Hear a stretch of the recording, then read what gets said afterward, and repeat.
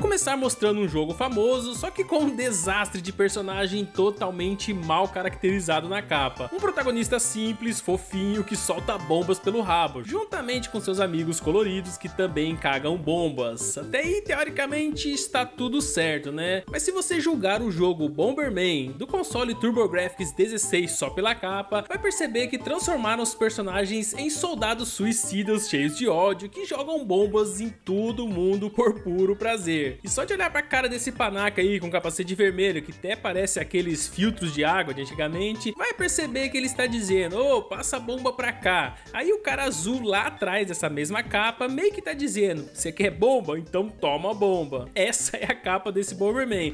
Todo esse diálogo culto e inspirador, enquanto todo lugar pega fogo ao fundo. Deveriam mesmo atacar uma bomba no cara que fez essa capa bizarra, porque os jogos do Bomberman não tem nada a ver com isso.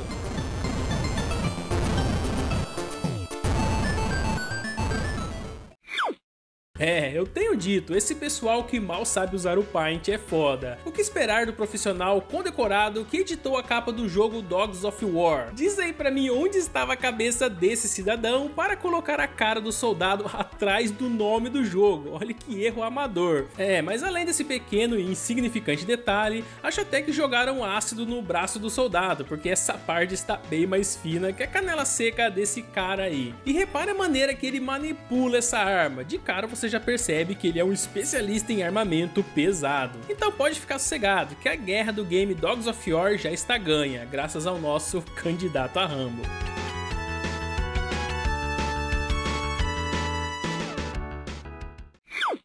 Mais corajoso e invencível que o soldado que eu acabei de mostrar é o soldado da capa Bazooka Bill, armado com sua bazuca, uma faca e... só isso mesmo. Sem olhar muito nos detalhes, essa capa não é tão ruim assim, mas uma faca e uma bazuca até que é muita coisa se você tiver que ir pra guerra apenas segurando uma bandeira. É, o que uma coisa tem a ver com a outra? Bom, na versão americana desse mesmo game, além de substituir o nome Bazooka Bill para Colorado Bill, você perde todas as suas armas e carrega apenas uma bandeira para se defender. Péssima ideia, hein? Quem sabe ele chacoalhando a bandeira para lá e pra cá não vence a guerra.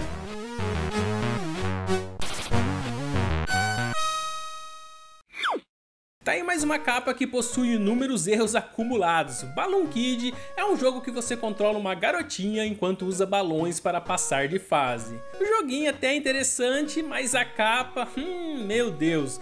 Para começar, olha a cara dessa menina. É sério, parece até que ela faz a barba enquanto vestia a cosplay do boneco assassino. Sobre esse peixe gigante da capa eu nem vou comentar, hein? Onde você já viu uma piranha com mais de 300 quilos? Nem em História de Pescador uma mentira dessa se encaixaria. Mas como é apenas um jogo, vamos relevar, tá tudo bem. Porém, repare que a cidade inteira ao fundo está pegando fogo. É, está um caos total e a menina está ali bem de boa, descendo alegremente para dentro da boca do peixe. Por incrível que pareça, ela está sorrindo, toda feliz, com aquela cara deslavada. Ou ela é uma menina bobalhada mesmo, ou fez cirurgias plásticas demais e agora não dá para saber se ela está sorrindo, chorando ou desesperada mesmo. Mas o que me intrigou de verdade mesmo nessa capa medonha foi não saber se esses dois balões perdidos aí ao fundo são dessa menina loucona de pedra aí que tá sorrindo na boca do peixe ou de outras crianças que foram engolidas por alguma outra piranha de 300 quilos. Resumindo, só julgando pela capa, eu jamais mesmo jogaria Balloon Kid do Game Boy.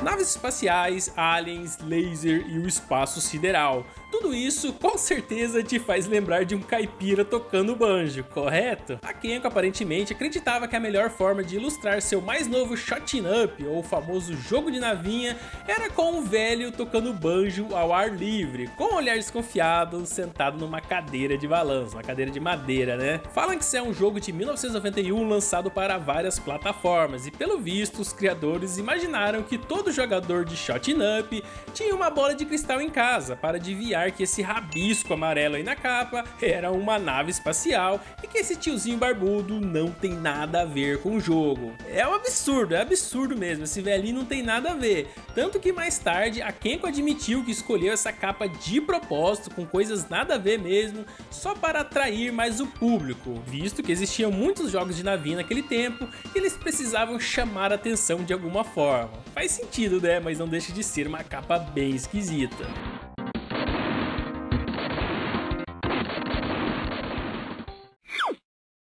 Esse aqui vocês vão concordar comigo que até os melhores jogos de todos os tempos são capazes de pisar na jaca quando o quesito é box art de games. Games bons com capas terríveis. A capa do primeiro Mega Man consegue a façanha de descaracterizar o protagonista de uma forma tão surreal que aparenta até ser um jogo totalmente diferente. De acordo com o artista, o Mega Man é um homem com uma monocelha, problema de coluna e uma deformação no braço esquerdo. Além disso, note que deram a ele uma pistola no lugar do braço canhão, que estamos acostumados a ver com o personagem. Putz, nada a ver, né? O artista, a essa altura, já deixou bem claro que desenhou essa capa se baseando nas instruções por ligação telefônica de um cachorro que fala outro idioma. Só pode, né? Deu ao Mega Man um esquema de cores que ele jamais teve na vida. Porque de onde vem todo esse amarelo aí? E toda essa arquitetura esquisita de uma cidade em chamas ao fundo? Ainda bem que os jogadores deram uma chance ao primeiro Mega Man e o robozinho azul acabou se tornando o pino central de uma longa franquia de sucesso. Porém, se dependesse dessa capa horrível, você nunca teria ouvido falar de Mega Man.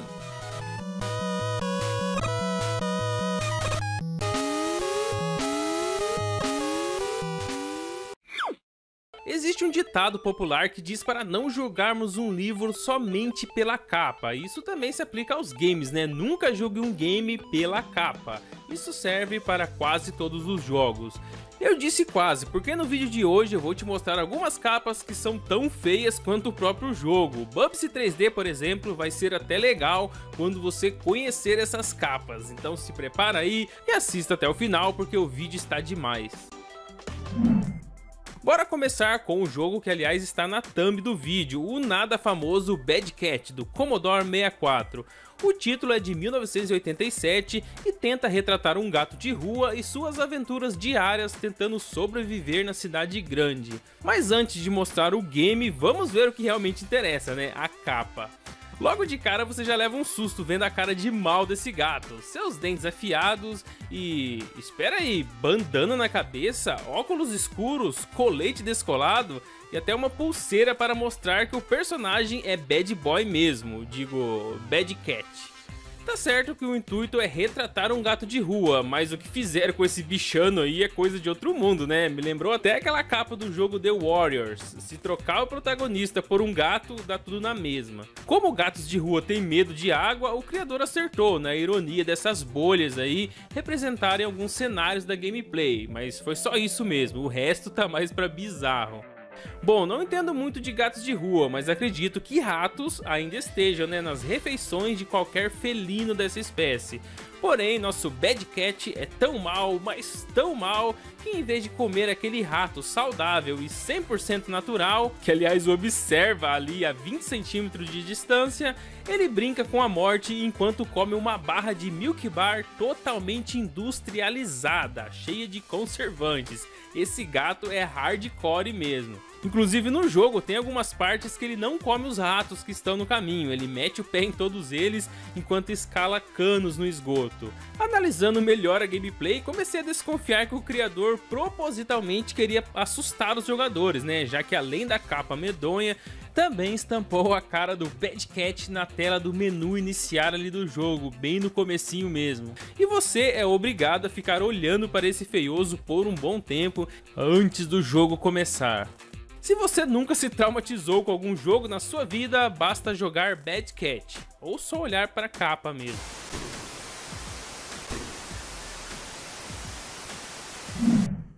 Um jogo de luta bem bizarro apareceu no final dos anos 80 e início dos anos 90 e foi tão criticado que a desenvolvedora até trocou o nome do título 2 vezes, mas não adiantou nada. O que é pra ser ruim, é ruim mesmo. O O game se chama Tongue of the Fat Man, ou Língua do Homem Gordo. O nome é tão bizarro quanto o jogo, em que enfrentamos vários seres esquisitões até finalmente dar de cara com o Fat Man, o gordão com a boca na barriga. É, isso mesmo, ele tem uma boca na barriga. Mas se você pensa que essas são todas as partes estranhas, errou feio, ainda temos a melhor parte, a capa. É, eu falei que era esquisito, e dispensa até uma análise profunda, né? Já que a capa é um rosto humano pintado de maneira que se assemelhasse ao Fat Man, onde o lugar da boca nesse rosto é a barriga do personagem. O negócio é bizarro por si só. Talvez até o personagem Fat Man foi inspirado nessa careta aí de um rosto humano. Mas independente de qual for a resposta, tudo ainda é muito grotesco e bizarro. Ainda bem que o game ganhou outras versões, né, para PC e Mega Drive, que tiveram outras capas e outros nomes e se assemelharam mais com o padrão estranho do jogo. Já essa boca aí é tão ruim quanto o game em si. Welcome to the Fight Palace. Existe um jogo do Atari Jaguar que também ganhou fama por ser ruim e ter uma capa feia. O título se chamava Trevor McFur in the Crescent Galaxy. Eita, não sei se acertei, mas o nome é bem esquisito. O game era de tiro e enrolagem lateral, mas você também pode chamar de jogo de navinha, e tinha gráficos excelentes para a época, e isso sim, foi muito elogiado. O que deixou o jogo ruim foi a falta de desafio, já que era muito fácil para o estilo, e as falhas nos controles, né, que atrapalhavam totalmente a jogabilidade, o que gerou nota 4 de 10 nas principais reviews. Porém, na época ninguém falou da sua capa, que era pior ainda que o jogo. Aqui temos uma cidade ao fundo, uma nave sobrevoando o lugar e um trecho da gameplay, até aí tudo normal, uma capa comum. Mas por que adicionar o King da série Tekken e a namoradinha felina dele? Só o preço do Jaguar já não é o suficiente para espantar os jogadores? Bom, a explicação para esses dois tigres estarem na capa é que os personagens dentro do jogo tinham um corpo humano e cabeça de animal. Tinha leão, tinha tigre, tinha gato e vários outros, tipo uma raça alienígena. E isso explica tudo, mas não justifica, né? Essa capa aí mais assustou os jogadores do que atraiu alguém para o fracassado Atari Jaguar.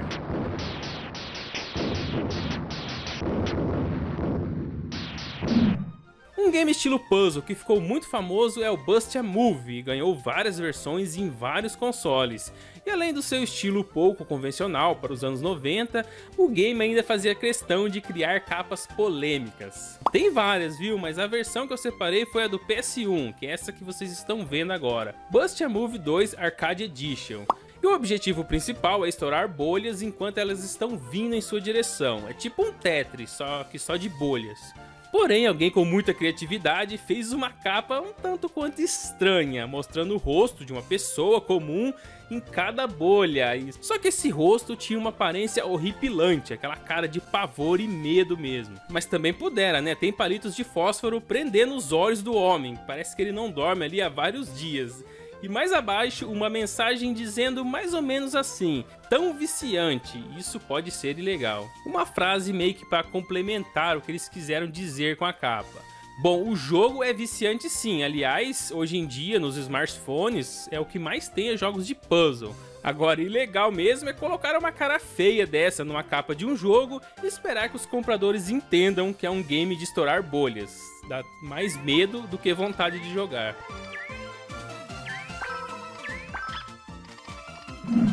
E por último, um game novamente do Commodore 64, que retrata bárbaros em seu auge de feitos maléficos que destruíam tudo em seu caminho. Na verdade não é nada disso, aqui o jogo apresenta uns caras fortões e sem camisa e os chama de bárbaros, mas barbaridade mesmo só acontece entre eles.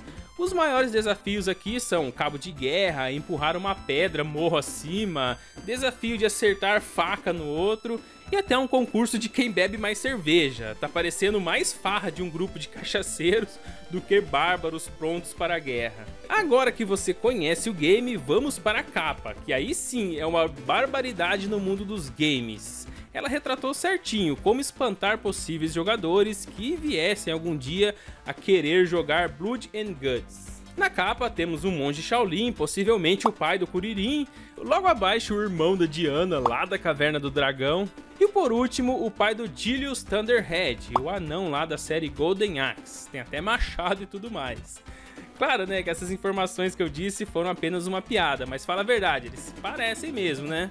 Porém, o mais bizarro é por que diabos o fortão de bigodinho aí está pisando no rabo desse pobre animal indefeso? Por que pisar no rabo do bichinho? Olha a cara desse animal, não desse animal, do animalzinho mesmo. Olha a cara desse bichinho sendo pisoteado enquanto tem a visão do inferno ao avistar os Países Baixos do protagonista. Fiquei com dó do bichinho agora. E para fechar de vez o caixão, uma lápide coberta com um tecido ali no fundo, escrito Blood and Guts, que em português significa sangue e coragem. Mas sangue mesmo só vi no rabo pisoteado do bichinho, né? Que foi corajoso o suficiente para ver o que viu e seguiu a sua vida. Porque bárbaro mesmo é essa capa aí do Commodore 64.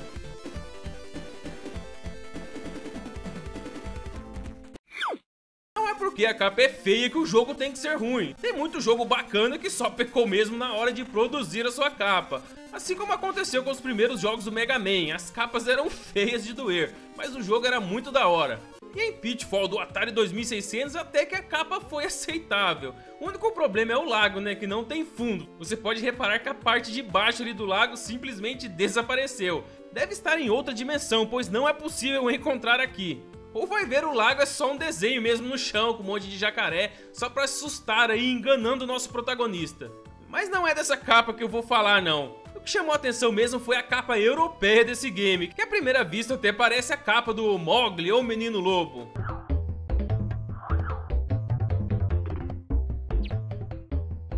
Mas não, é Pitfall mesmo, só que numa versão extremamente bizarra. Aqui você não é mais um explorador em busca de tesouros, e sim um menino das selvas que tem um peito avantajado e pula pra lá e pra cá em cipós, tipo um Tarzan, só que usando uma cuequinha vermelha bem esquisitona. É, tem tudo a ver com o jogo.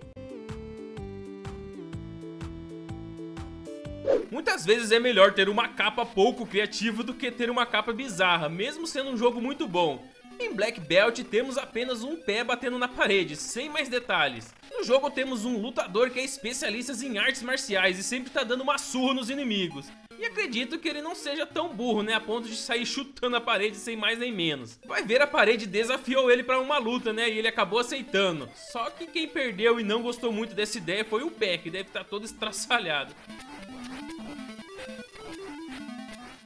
No início dos anos 80, um game chamado Chuck Egg foi criado por um garoto de 16 anos e um tempo depois foi lançado para o console ZX Spectrum e vendeu mais de 1 milhão de cópias. O garoto de 16 anos era um gênio, porque o game ficou muito bom para a época. E como o sucesso foi gigantesco, foi feito um jogo 2 para complementar os acontecimentos do primeiro.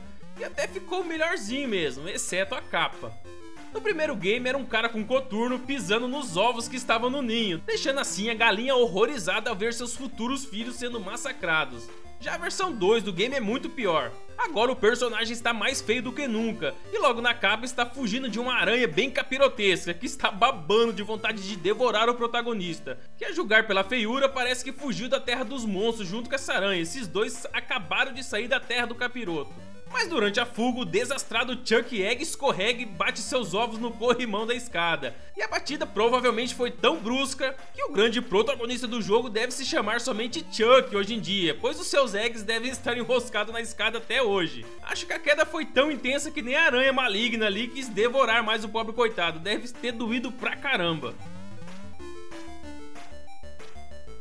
Muitos jovens desejam seriamente ser um militar, servir as forças armadas e fazer de tudo para proteger o seu país. Mas ao decidir qual instituição servir, tenha cuidado para não escolher essa do jogo Assault Course. À primeira vista, olhando a capa, tem só um cara sofrendo ao pular obstáculos. Isso até é normal, né, se ele for meio sedentário. Mas basta um olhar mais atento que você percebe um cara sentado em um tronco gritando de dor inexplicavelmente. Pra mim, ou tem alguma coisa ali cutucando o traseiro dele, ou ele caiu de mau jeito igual o Chuck Egg e por isso o cara está sofrendo de dor. E Mesmo assim é tudo normal, né? Foi apenas um incidente no treinamento. Mas do lado direito da capa, vemos um cara correndo peladão, mostrando todos os seus eggs e tudo mais para quem quiser ver. E o que diabos esse cara está fazendo pelado durante um treinamento militar? Ih, rapaz. O pior é que no pequeno lago da esquerda, tem alguém com um telescópio submarino só observando os Países Baixos. Essa capa ficou tão ruim quanto o jogo, mas pelo menos no game não tem nenhum cara correndo peladão por aí.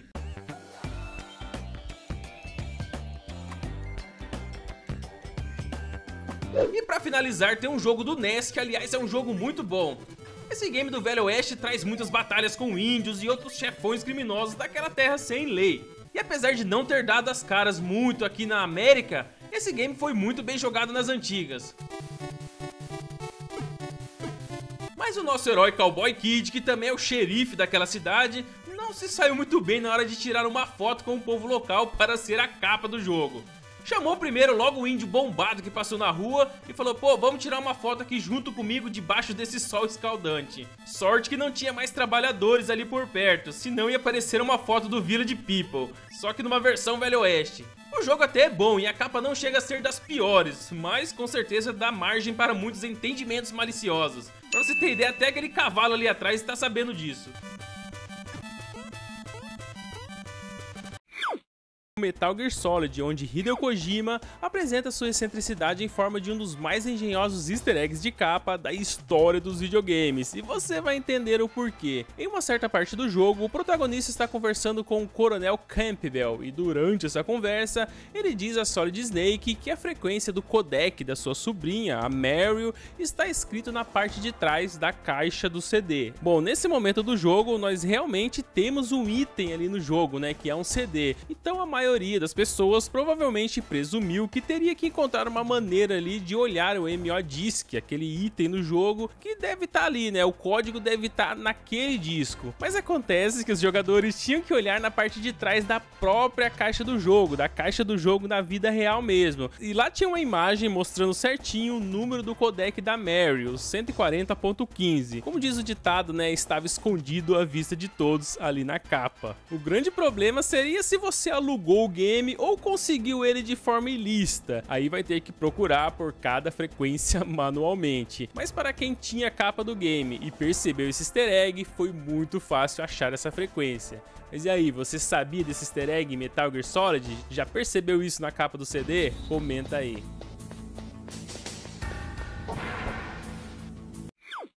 Já a capa de Far Cry 3 apresenta de forma memorável o vilão Vaz Montenegro sentado ameaçadoramente ao lado de uma pobre vítima enterrada até o pescoço na areia. Uma capa icônica e acredito que todos vocês já tenham visto ela, né? E durante o lançamento desse título, para dar uma turbinada no marketing, a Ubisoft também produziu uma série de vídeos virais em que Michael Mendel, o ator que interpretou o Vaz aí no jogo, sequestra, né, entre aspas, o ator Christopher Mintz, e na cena ele está enterrando o ator ali na areia até o pescoço, assim como acontece no jogo, né? Eles retrataram uma parte do jogo aí nesses vídeos que se tornaram virais na internet. Só que mais do que isso, tanto esse vídeo quanto a capa do jogo, na verdade apontam para um easter egg específico. Se você seguir certas coordenadas ali no mapa dentro do jogo, encontrará um homem enterrado até o pescoço ali na areia, e ao chegar ali bem perto, desbloqueará a conquista Say Hi to Internet, ou diga oi para a internet, né? Referindo-se àquele vídeo viral da Ubisoft. Claro que nesse caso o vídeo tem ligação direta com o easter egg, mas a referência está na capa do game desde o lançamento.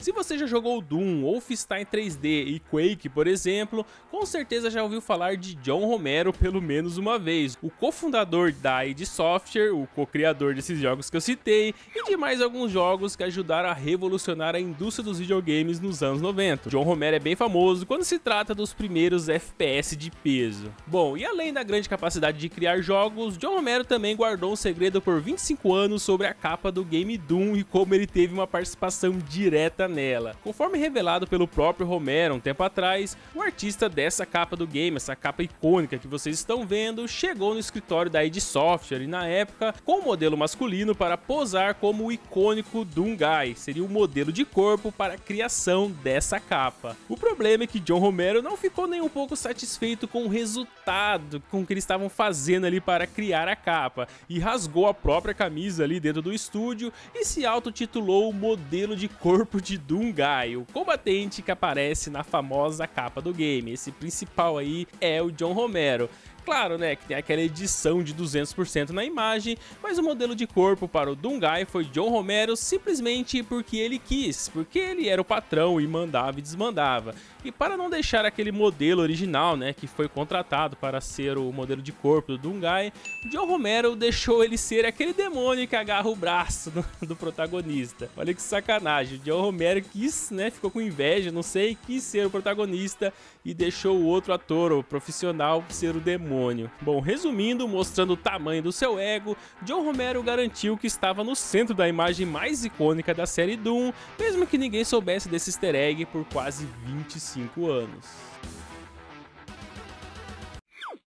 Já no jogo Borderlands 3, o easter egg está numa arte de capa que a Gearbox lançou quase 6 meses antes do jogo chegar às lojas. É uma arte que foi usada na capa também, mas foi lançada bem antes do game, e com tanto tempo em espera, os fãs puderam vasculhar cada pixel daquela capa em busca de mensagens secretas e acabaram encontrando bastante coisa. Os jogadores esquadrinharam essa imagem e encontraram várias mensagens escondidas, mas dentre elas, a mais famosa talvez, seja um código DLC que desbloqueia alguns itens exclusivos que os jogadores decifraram aí. Era uma sequência de números e letras que eles pegaram a imagem, foram alinhando tudo ali e conseguiram esse código completo. Claro que essa sequência não está óbvia ali na capa, é preciso saber onde procurar e como procurar. Os jogadores conseguiram fazer isso. E por estar tão escondida assim, a própria Gearbox, a desenvolvedora do game, insiste que os fãs, por mais que eles tenham conseguido achar bastante coisa, ainda não descobriram todos os segredos escondidos nessa capa. Tem gente procurando até hoje e não encontrou a última coisa que, segundo a Gearbox, ainda está escondido ali. Entre todos os games desse vídeo, a Gearbox foi a que realmente escondeu os maiores segredos na capa do seu próprio jogo. É quase um enigma em forma de capa em Borderlands 3.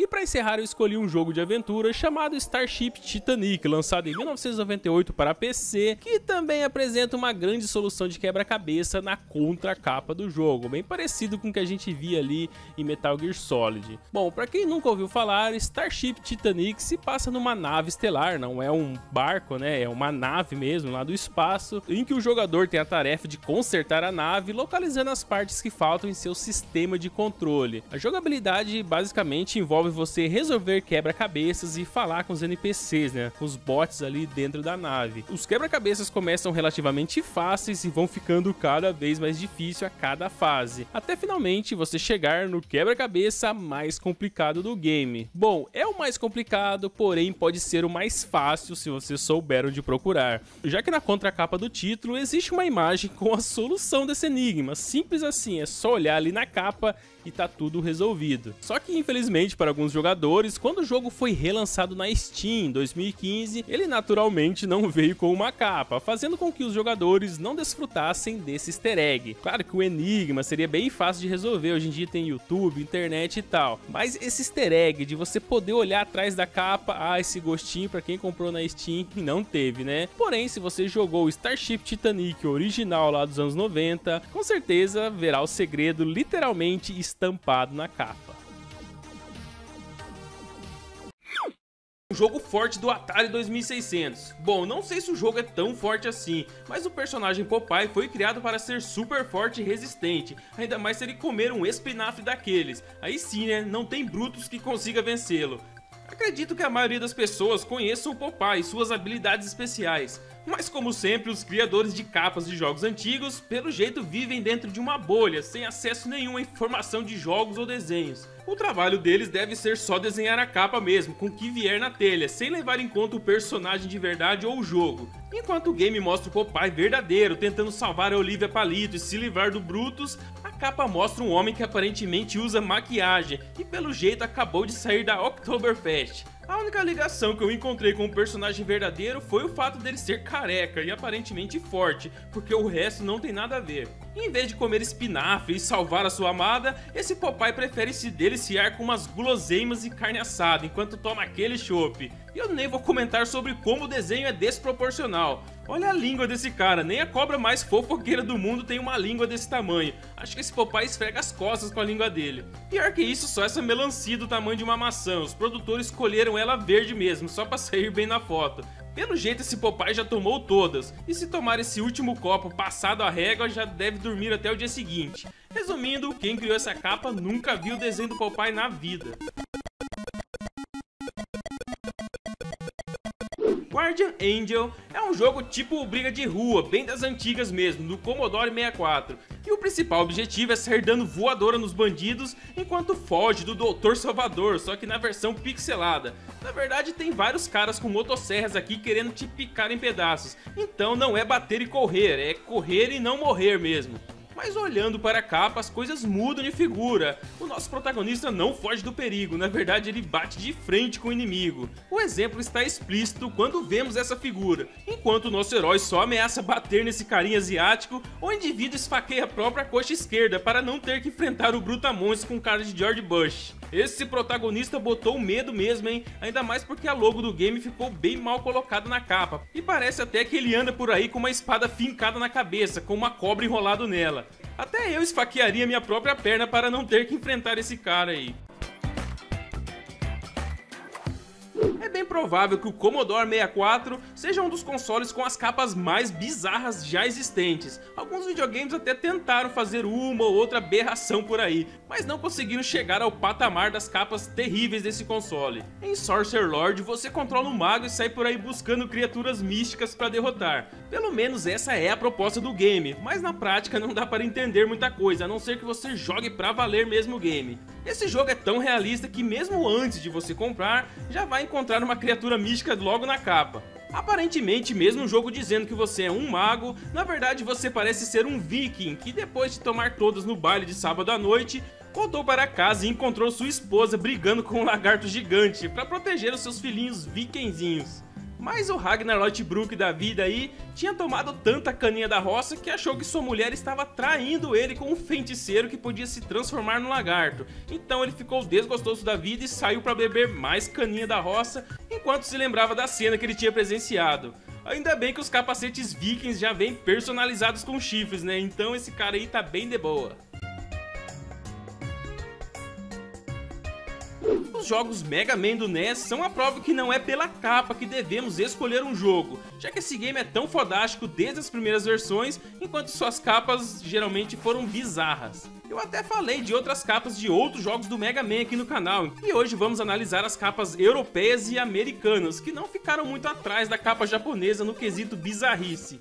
Na americana deixaram o Mega Man com cara de psicopata exterminador de robôs que saíram do Star Wars, e aparentemente ele sente até um prazer em exterminar todos eles, dá até para imaginar o que o Mega está pensando. Tipo assim, morre desgraçado, vou te transformar numa pilha de parafusos. Se não for isso que ele pensou, com certeza é bem pior.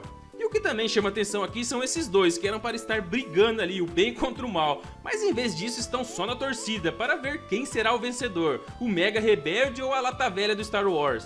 Ainda bem que o personagem fica mais carismático quando está no jogo, senão o Mega Man 3 seria considerado um game de terror. E ainda falando de Mega Man 3, tem a capa europeia, que até que está melhorzinha. Dessa vez conta com a participação especial do Heihachi, ele veio do futuro gamer só para fazer uma participação nessa capa. Só que o próprio Heihachi e todos os outros inimigos ficaram horrorizados ao verem o Mega Man encaibando o Rush na frente de todos os outros. Pelo jeito até o robozinho azul ficou sem jeito nessa capa. E pra finalizar eu vou falar de Rockman, mas espera aí, não é o Mega Man de novo na versão japonesa, é o Rockman mesmo, do Commodore 16. No game você controla um carinha ganancioso que vai pegando pedras preciosas que são maiores do que ele próprio e guarda toda a sua fortuna debaixo do seu gorrinho tamanho família. Isso no jogo, né? Porque na capa temos um cara bombadão tipo o Hércules, só que de cabelo branco e com uma faixa do Rambo na testa. E ele até carrega consigo uma espada na cintura, só que nem é necessário usá-la, já que ele quebra paredes com os próprios punhos, enquanto foge de criaturas horrendas que vivem nas profundezas, exatamente como vimos na gameplay. A parte boa é que ele pegou seu gorro e fez uma tanga, porque sacomé, né? Não dá para fugir de criaturas malignas que carregam bastões enquanto você foge peladão quebrando paredes. Fora isso, é uma capa normal.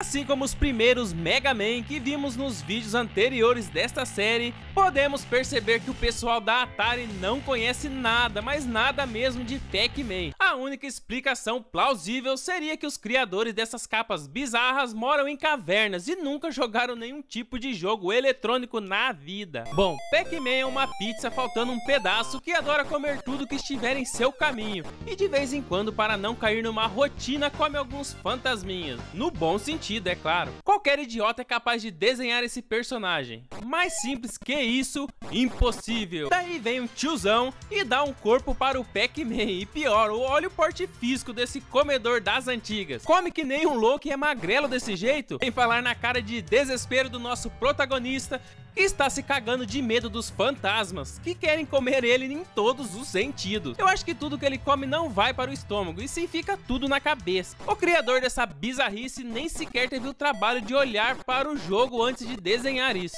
Ah, a arte de cozinhar. Sabe aquela velha frase dos nossos pais que diziam: não brinque com a comida? Então, ela cabe muito bem aqui no Game Burger Chase do Commodore 64. Afinal, a comida desse restaurante é viva. Sim, meus amigos, para começar tem 2 Big Macs escapando desesperadamente de uma frigideira. É isso mesmo, são 2 hambúrgueres com pernas, braços e olhos temendo por suas vidas. O chefe, com essa cara do capiroto, captura um ovo em fuga com seu tridente from hell e ameaça lhe tacar-lhe uma pitada de sal. E só pelas mãos erguidas do ovo ambulante, é óbvio que ele já se rende depois de levar uma garfada no bucho. Mas o cozinheiro do capeta não é tão esperto assim, pois não evitou a fuga de outro ovo, dessa salsicha de pernas e braços verdes e nem daquele molho que está pulando de uma panela lá no fundo. O porquê dessas 2 escadas amarelas estarem na cozinha é um mistério tão grande quanto a sanidade de quem desenhou essa capa. Astyanax era um adolescente normal, que tinha alguns sonhos estranhos com uma princesa que parece a Atena lá dos Cavaleiros do Zodíaco. Até que um dia a fadinha que usava roupas de ginástica dos anos 80 apareceu e levou ele para salvar a tal princesa, dando-lhe uma roupa medieval sem calças e um machado para que o garoto pudesse salvar o mundo inteiro. Essa capa é bem fiel ao jogo, mas ela é bem estranha ao mesmo tempo. Mas olhando para a capa japonesa desse mesmo game, de cara já percebemos que tá uma merda. O jogo agora se chama The Lord of King, e o pobre Astyanax, que era apenas um adolescente normal, agora deve estar tomando aqueles suplementos e fazendo academia todos os dias, porque seus braços estão maiores que troncos de árvore. Com isso, seu cérebro ficou do tamanho de uma azeitona e ele nem percebeu que botou fogo no próprio cabelo ao segurar a tocha.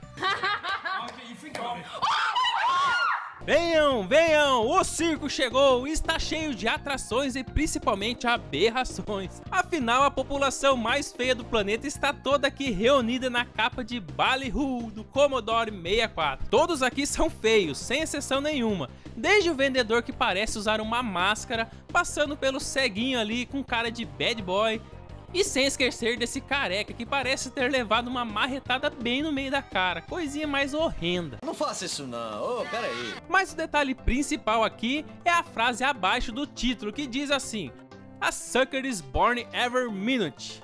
Que no bom e velho português quer dizer, um idiota nasce a cada minuto. Realmente, e tem que nascer muitos idiotas por minuto para fazer tantas capas terríveis e medonhas como essa.